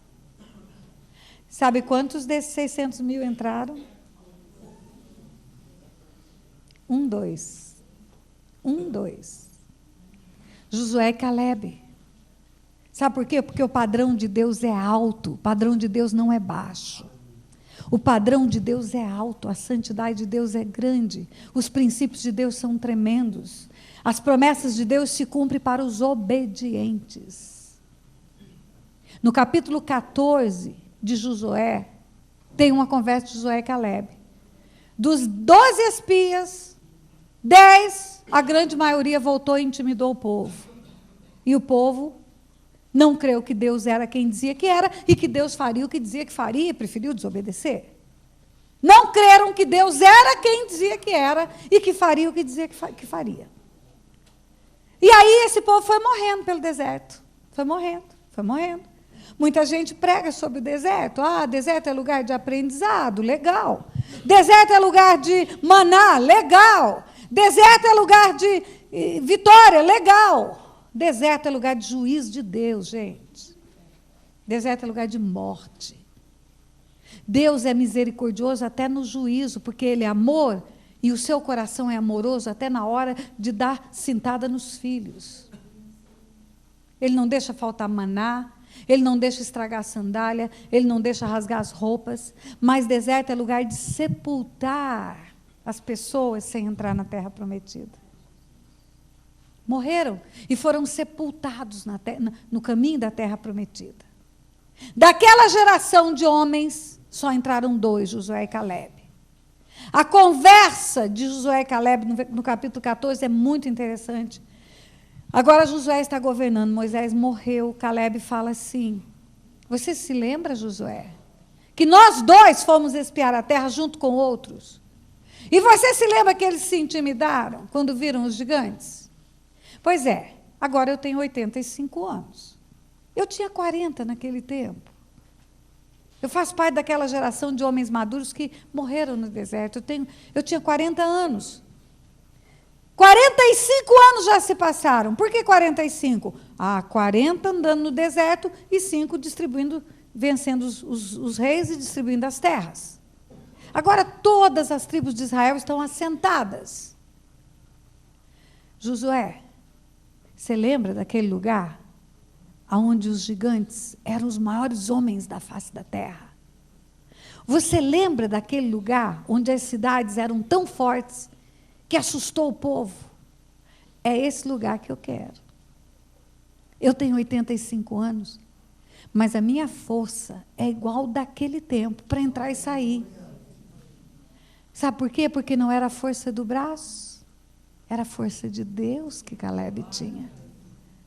E a Bíblia diz que ele venceu aqueles gigantes, tomou posse do Monte Hebron. E o Monte Hebron é possessão eterna de Caleb, perpétua. Quando houver novo céu, nova terra, vai ter novo Monte Hebron e Caleb vai estar lá. Se Deus queria derrubar os gigantes da terra prometida, por que ele precisou de Caleb? Porque ele não fez assim. Porque Deus não opera sem homens na terra, porque Ele estabeleceu que os céus são os céus do Senhor, a terra Ele deu aos filhos dos homens, e esse princípio espiritual Ele não rompe, Ele não opera como um fantasma. Quando você pega a Bíblia, você vai ver Novo Testamento, Deus, pela instrumentalidade de Paulo, fazia maravilhas. Deus, pela instrumentalidade de Pedro, fazia milagres. Deus, pela instrumentalidade, Ele diz: como crerão se não há quem pregue? Olha, tem algumas coisas, eu vou me mexer aqui um pouco, hein, menina? Tem algumas coisas, você não sabe o martírio que é para mim ficar quieta aqui. Tem algumas coisas que são sobrenaturalmente loucas para mim na Bíblia. A logística de Deus para fazer o que Ele quer fazer. Quer ver? Eu vou te dar alguns exemplos. Vou te dar um exemplo de um fato do Novo Testamento que aconteceu na mesma cidade. Saulo, era um homem zeloso do que fazia. Ele estava certo de que estava certo, como milhares de pessoas na face da terra, agindo do jeito errado, tão certo que tão certo, cheio de zelo. E Saulo matava cristãos, perseguia cristãos. Saulo tinha cartas do governo e cartas dos sacerdotes para matar cristãos. Eu acho que Deus olhou para aquele homem ali, eu creio nisso, e falou: esse cara vai ser tudo de bom no time certo, eu vou trazer ele para cá. E aí Jesus aparece para Saulo na estrada de Damasco. Quando você lê, eu gosto de ler as defesas, eu gosto de ler as partes legais, o julgamento de Jesus, defesa, claro, tudo isso me atrai muito. Quando você lê as defesas de Saulo, tem uma hora ele está se defendendo diante do rei Agripa. Atos 26, ele fala assim: indo eu, ó rei, caminho afora, pela estrada de Damasco, eis que vi uma luz mais resplandecente que o sol, e vendo-a eu, caí eu por terra, e ouvi uma voz dizendo: Saulo, Saulo, por que me persegues? E eu perguntei: quem és tu? E ele disse: eu sou Jesus, a quem tu persegues. E diz: dura coisa é recalcitrares contra os aguilhões. Na nossa linguagem, você está dando murro em ponto de faca, rapaz. E ele diz: levanta-te. Eu te apareci, Paulo, para você ser um instrumento meu. Levanta-te, que eu te envio para tirar as vidas das trevas para a luz. E do poder de Satanás para o poder de Deus. E agora Saulo está convertido. Teve um encontro com Jesus. Sobrenatural. Jesus aparece para ele com a luz mais resplandecente que o sol e o cara fica cego. Ele era cego no mundo espiritual, não via a bobagem que fazia e tinha olhos no mundo natural. Agora é o contrário. Agora ele vê no mundo espiritual, sabe que Jesus é Deus, que é o Salvador, mas está cego nos olhos e não vê nada. E no livro de Atos diz que ele estava hospedado numa casa e ele estava orando. Eu acho que ele estava orando pedindo para ver.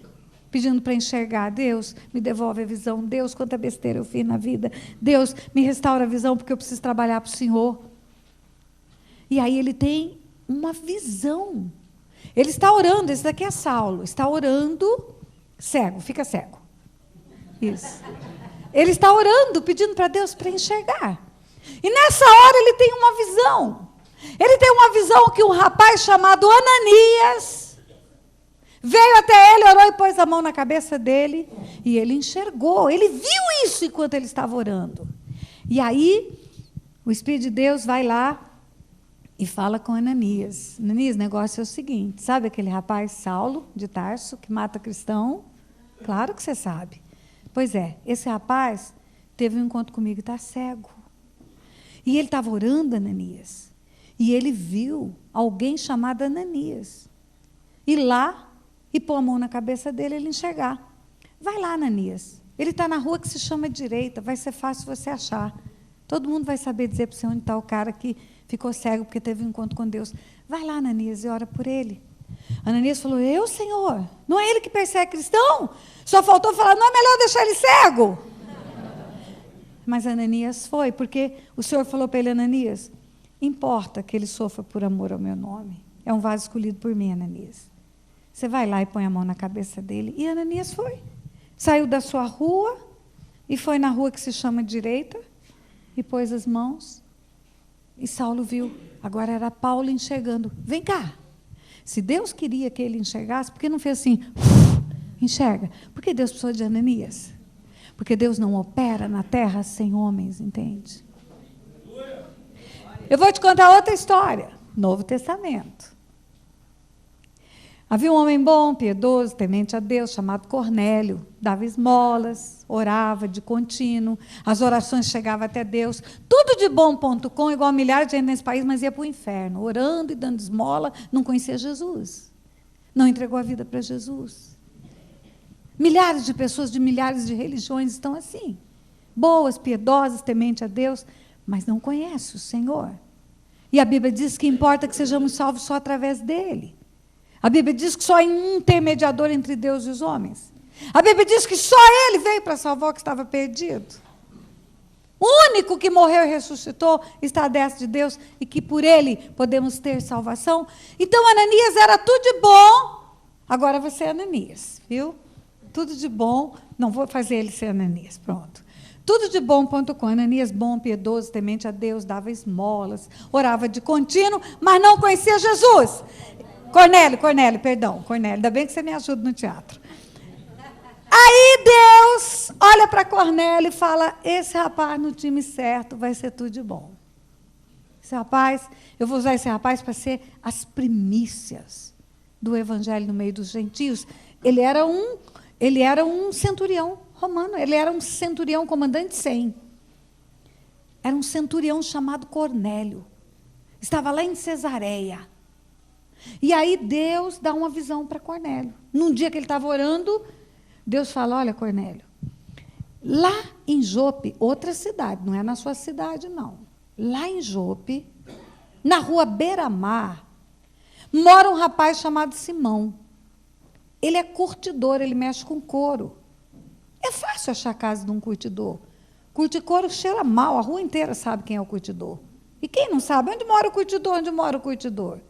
E aí, lá na casa desse curtidor está hospedado um rapaz. Esse rapaz é outro Simão. Não é o curtidor, é Simão Pedro. Manda mensageiros buscar Simão Pedro, que Simão Pedro tem algo para te dizer, que você precisa ouvir, como resposta das tuas orações. E, ao mesmo tempo, Deus chegou para Simão Pedro. Você, Walter, é Simão Pedro. Simão Pedro, Walter, era um dos discípulos que teve uma promessa de Deus. Deus falou para ele assim: vinde após mim que eu vou te fazer pescador de homens. E ele foi, largou tudo. Ele tinha uma empresa de pesca. Largou tudo para ser pescador de homens. E essa promessa se cumpriu na vida dele. Ele pregava, convertia 3.000. Ele pregava, convertia 5.000. Ele pregava, convertia 7.000. Ele estava bombando. Cada vez que abria a boca, aquele mundo de entregar a vida para Jesus. Às vezes, muita gente quer ser como ele. Acha que é o modelo para todo mundo na igreja.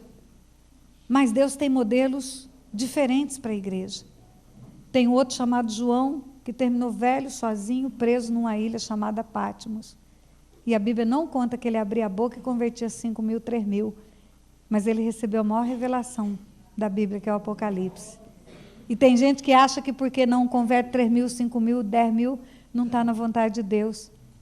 Mas às vezes Deus dá tanta revelação para essa pessoa. Se você perguntar para mim se eu quero ser como Pedro ou como João, eu quero ser como João. Eu quero ter revelação da palavra. E aí ele chegou para Pedro. Pedro tinha um chamado. Vou ganhar almas. E ele chegou para Pedro. Sim, mas Pedro era preconceituoso. Pedro achava que a salvação era para os judeus, só para os judeus. Achava que os gentios não estavam incluídos na promessa de salvação, mas Deus enviou o Filho ao mundo para salvar todo mundo. E aí Deus tem um jeito de convencer Pedro que a salvação não era só para os judeus. Deus dá uma visão para Pedro, lençóis descendo do céu, cheio de animais, répteis, invertebrados, cobra, lagarto, aranha, lagartixa, tudo que é animal que nós temos repugnância. Se talvez fosse hoje, eu dissesse, está amarrado, em nome de Jesus, essa visão é do inferno, mas era do céu. Deus dando uma visão para Pedro entender que tudo que Deus fez é bom, que todos os povos precisam ser salvos, que Ele morreu para salvar povos de todas as raças, tribos e nações. E na hora que Deus está dando para ele esse entendimento, os servos do centurião que saíram lá de Cesareia, chega em Jope, o negócio era a pé naquele tempo, chega em Jope, bate na porta, aqui que mora um homem chamado Simão, é o curtidor, e tem um outro Simão hospedado aí, tem, chama Pedro, chama, então nós queremos falar com esse Pedro, e chega e fala, olha moço, nós temos um homem que é nosso chefe, que ora, e quando ele estava orando, Deus mandou a gente vir aqui, deu o seu nome e seu sobrenome, deu a cidade, o endereço, o nome e o sobrenome, e é o senhor o cara que Deus mandou levar lá. Aí Pedro entendeu, falou, não, esse negócio é de Deus, eu vou ter que ir. Como é que o senhor me descobriu aqui? Como é que o senhor manda mensageiros aqui? E Pedro foi. E quando Pedro chegou na casa de Cornélio, viajou para chegar lá, a casa estava reunida, vizinhos, amigos, parentes. E aí ele pregou, e converteram-se, e o Espírito Santo veio, e ali começam as primícias do Evangelho no meio dos gentios. Querido, você já pensou na logística de Deus? Por que Deus não fez assim, e salvou a casa de Cornélio? Porque Deus não opera na terra sem homens. Ele não opera na terra sem homens. Há uma necessidade de um corpo à disposição do Pai para agir na terra. Eu vou te contar uma história mais doida ainda do que essa.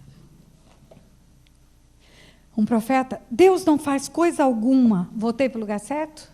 Voltei?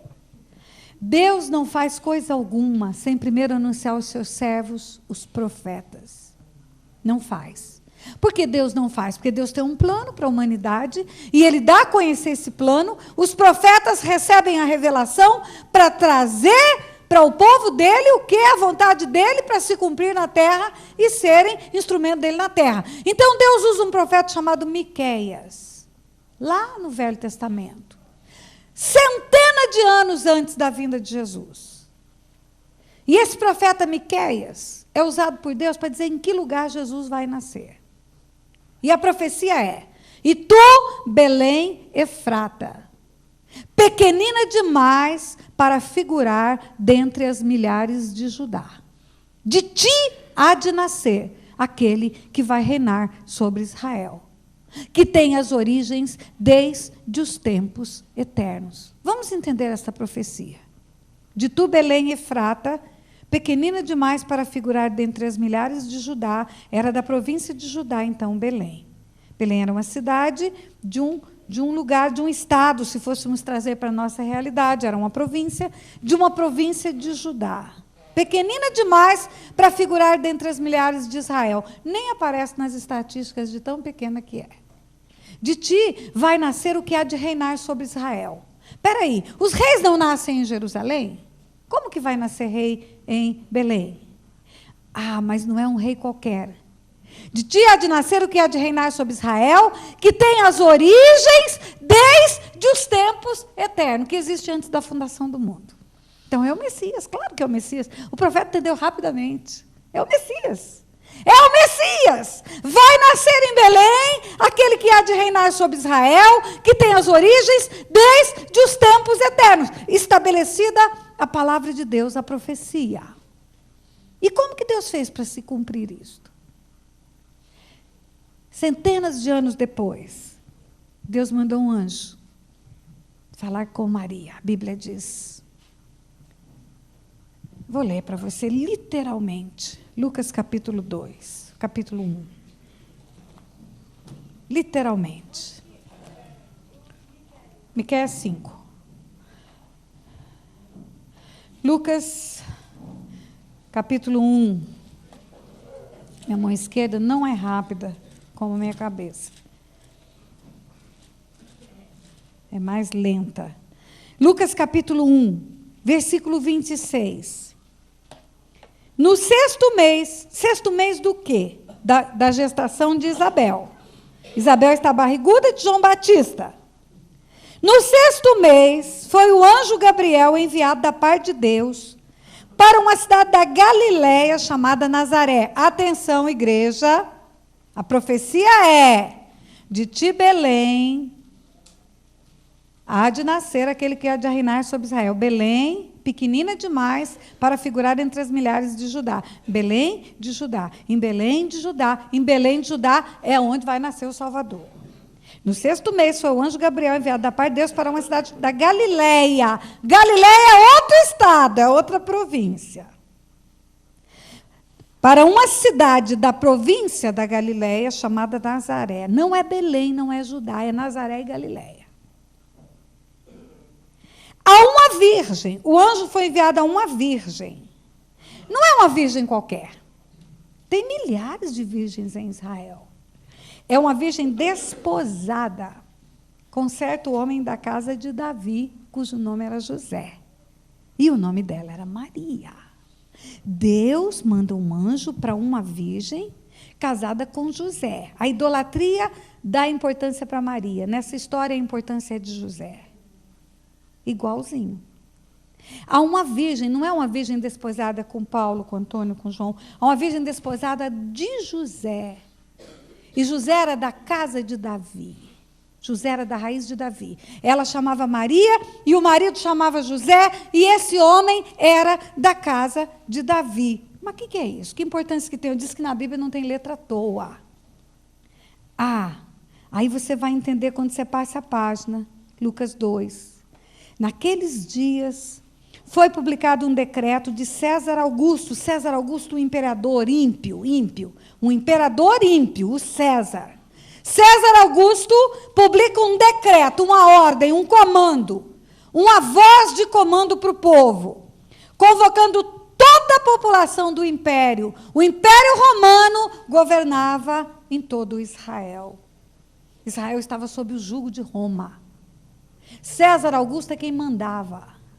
César Augusto, ele escreve um decreto convocando, não é convidando, é obrigando toda a população a recensear-se. O primeiro recenseamento nunca houve. Por que esse cara acordou um dia e falou: eu vou fazer um recenseamento e vou obrigar cada um a ir para a sua cidade de origem? Esse primeiro recenseamento foi feito quando Quirino era governador da Síria. Todos tinham que alistar-se, cada um na sua própria cidade. E José subiu da Galiléia, da cidade chamada Nazaré, para a Judéia, cidade de Davi, chamada Belém, por ser ele da casa e da família de Davi. Deixa eu te falar, a barriga está em Nazaré, está em outro estado. A barriga está em Galileia, Nazaré da Galileia. Mas a profecia, Deus disse que a criança ia nascer em Belém. Em Belém, em Judá, é outro lugar, vai nascer aqui. Deus não disse que vai nascer lá, vai nascer aqui. E qual é o jeito que Deus arrumou para trazer a barriga daqui para cá? A virgem vai ser desposada com alguém que vai ser obrigado a vir para cá para se recensear. E eu vou usar um ímpio. Eu vou usar um ímpio chamado César Augusto para obrigar essa barriga a vir daqui para cá. Por que que Deus não pegou Maria e fez assim, zum, cai aqui em Belém para cumprir a profecia? Porque Deus não opera na terra sem os homens, entende? Amém. Deus não opera na terra sem os homens, até os ímpios. Deus usa até a mula, até um corvo. Mas Deus não opera na terra como um fantasma, entende? Ele opera na terra através das pessoas que são geradas por Ele. E se elas são disponíveis para Ele, reino de sacerdotes, nação santa, sacerdócio real, Ele vai poder cumprir a vontade dEle por inteiro na terra. Se houver a submissão dos homens, Ele vai poder cumprir a vontade dEle na terra. Eu quero ler para você um texto que você conhece demais. Isaías capítulo 6. No ano da morte do rei Uzias, eu vi o Senhor assentado sobre um alto e sublime trono, e as abas de suas vestes enchiam o templo. Serafins estavam por cima dele, cada um tinha 6 asas, com 2 cobria o rosto, com 2 cobria os pés, com 2 voava, e clamavam uns para os outros, dizendo, Santo, Santo, Santo é o Senhor dos exércitos, toda a terra está cheia da sua glória. As bases do limiar se moveram à voz do que clamava, a casa se encheu de fumaça. Então disse eu, ai de mim, estou perdido, a convicção do pecado, da justiça e do juízo. Porque eu sou um homem de lábios impuros, habito no meio de um povo de impuros lábios. E os meus olhos viram o Rei Senhor dos Exércitos. Lábios impuros, a boca fala do que o coração está cheio, o coração era impuro, a vida era impura, a história era impura. Era a podridão de dentro que vinha pela boca. Não é o que entra pela boca que contamina o homem, é o que sai da boca. É o que está dentro dele que não presta. As intenções do coração. E Isaías diz, ai de mim, estou perdido, porque sou homem de lábios impuros, habito no meio de um povo de impuros lábios, os meus olhos viram o Rei, o Senhor dos Exércitos. Então, um dos serafins voou para mim, trazendo na mão a brasa viva que tirara do altar com uma tenaz. Com a brasa tocou a minha boca e disse, olha o que o anjo disse. Eis que ela tocou os teus lábios. A tua iniquidade foi tirada e perdoado o teu pecado. Queridos, iniquidade é arrancada. Gerações de pecados, raízes espirituais, histórias geracionais de maldade, as raízes de iniquidade que nós trazemos, elas são arrancadas. Amém. E o pecado é perdoado. Arrependei-vos e convertei-vos para serem cancelados os vossos pecados. O anjo limpou Isaías. Arrancou a raiz de iniquidade e perdoou o pecado porque Deus mandou. Sobrenaturalmente, esse homem chamado Isaías foi limpo. Tchum! Num momento só. Aí depois que ele foi limpo, depois disto, ouvi a voz do Senhor que dizia, a quem enviarei? Quem há de ir por nós? Quem há de ir por nós? Porque nós, Pai, Filho e Espírito Santo, a Trindade, a unanimidade nos céus. Quem que vai ser instrumento nosso na terra? O cara está limpo, passou pela libertação, arrancou a raiz de iniquidade, confessou os pecados, Tirou de Satanás tudo que estava preso no inferno, tirou da obscuridade. Olha, querido, escute o que eu vou falar para você. Em nome de Jesus, não saia desse lugar com nada na mão do diabo. Amém. A sua reputação não pode ser mais importante do que a sua libertação.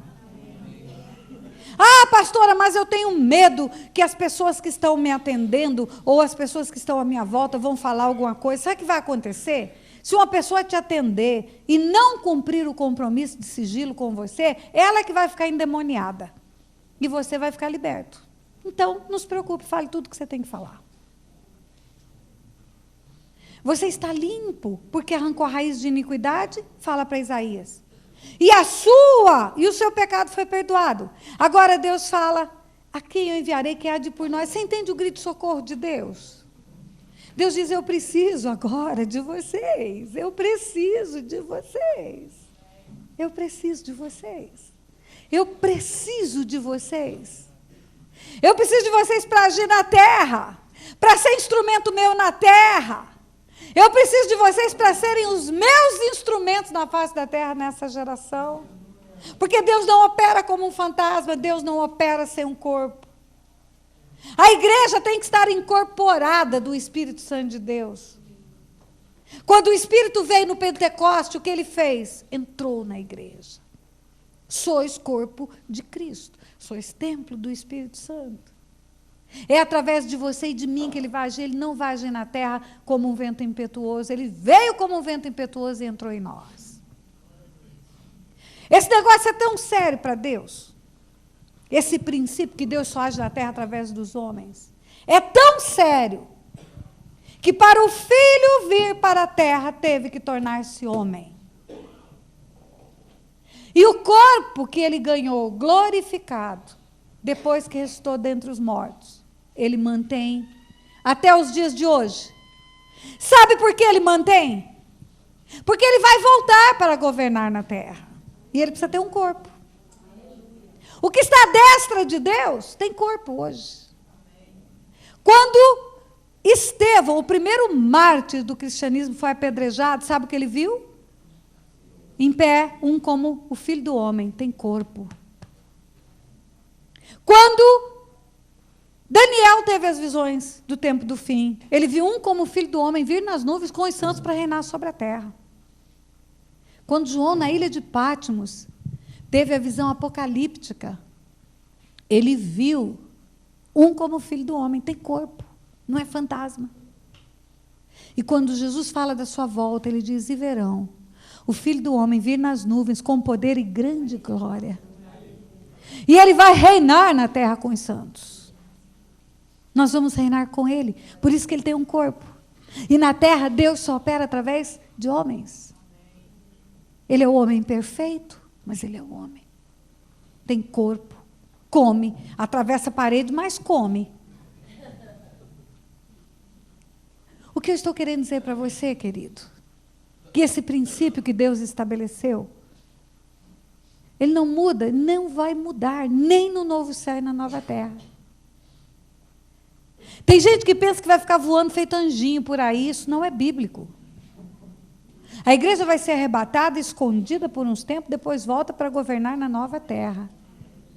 Digno é o Cordeiro, porque foi morto, e com o seu sangue comprou povos de todas as raças, tribos e nações, e os constituiu reino de sacerdotes, e reinarão sobre a terra, está escrito.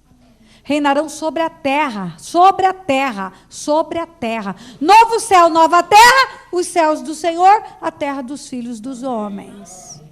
E o que o Senhor quer fazer nesta terra, na sua casa, na sua família, na sua cidade, nos lugares onde você anda, é através de você, você entende isso? É através de você. O Senhor continua clamando, a quem enviarei, quem há de ir por nós? Quem há de ir pelo Pai, pelo Filho e pelo Espírito Santo? Quem há de mudar histórias de gerações? Quem há de romper com as trevas? Quem há de invadir o território do inferno e arrancar a família? Quem há? Você acha que vai ser o anjo Gabriel? É você que vai fazer isso. É você que vai fazer isso. É você que vai chegar na sua casa e vai mudar a história da família. Com Deus. Cooperando com Deus. Para fazer a mudança, entende? Às vezes a gente passa a vida inteira orando, você vai entender quando eu falar sexta-feira. Chorando, orando, jejuando. Eu fiz isso anos. O dia que eu cheguei em casa e falei, Satanás, vai saindo porque eu estou chegando e eu te boto para fora. As coisas começaram a mudar. Porque é através da minha vida que Deus vai operar. É através de mim. É para mim que Ele deu autoridade, é em mim que Ele tem expectativas. Como crerão se não há quem pregue?